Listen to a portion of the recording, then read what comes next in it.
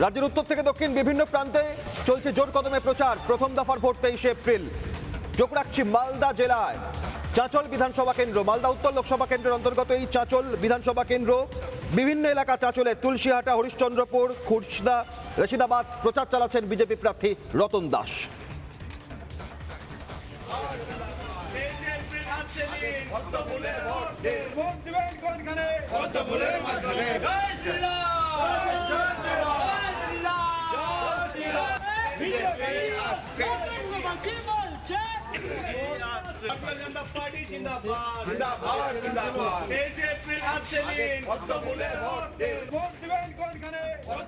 চাঁচল বিধানসভা কেন্দ্রের বিজেপি প্রার্থী রতন দাস ইতিমধ্যেই জোর কদমে তার প্রচার কিন্তু শুরু হয়েছে। কলিগ্রামের তিনি প্রচার করছেন। গোমাতাকে তিনি বিচারি খাওয়াচ্ছেন, অর্থাৎ খড় খাওয়ালেন, এবং তিনি নিজেই দুধ দহন করছেন। সেই ছবি কিন্তু আমরা দেখলাম। কথা বলার চেষ্টা করব, সে এই দুধ দহন করছেন কেন? আমি দীর্ঘদিন ধরে গোমাতার সেবা করি, ঠিক আছে। আর গোমাতার সেবা করা এই সৌভাগ্য আমার জীবনে হয়েছে। তো সেই কারণে সেই সেবাটা এখন শত ব্যস্ততার মধ্যেও প্রতিদিন কোনো না কোনো গোমাতার সেবা আমি করে থাকি, ঠিক আছে। ওই কারণে হ্যাঁ, এটা দীর্ঘদিন ধরে গোমাতা পালন আর গোমাতার সেবা করার সুযোগ আমার জীবনে হয়েছে। আমি প্রচারে ব্যাপক সাড়া পাচ্ছি।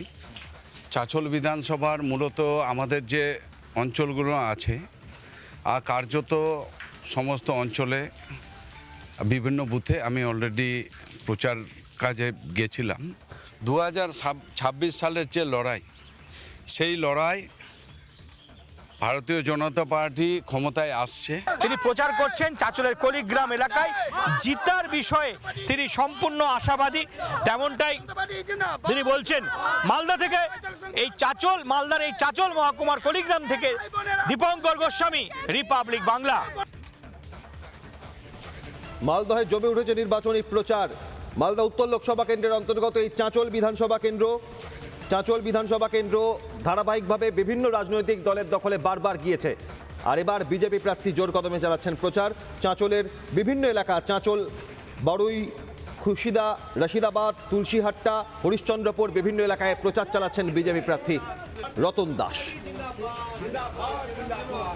এগুলো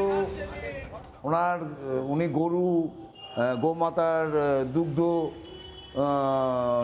সঞ্চয় করে দুগ্ধকে এনে তিনি মানুষের বাড়িতে দেন। সেটা আবার ভোটের সঙ্গে এর কী সম্পর্ক? রাজনৈতিক কথা, রাজনৈতিক ভোট, রাজনৈতিক কথা হওয়া উচিত।